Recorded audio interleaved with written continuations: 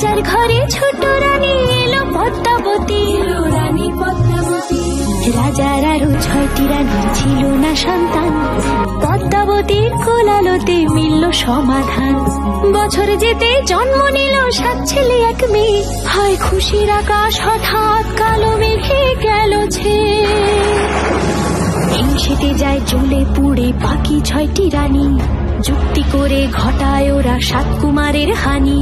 সুযোগ মতো 7 ছেলেকে মাটিতে দেয় পুঁতে, বাঁচে একা পারুল, ওরা পায় না তাকে ছুতে।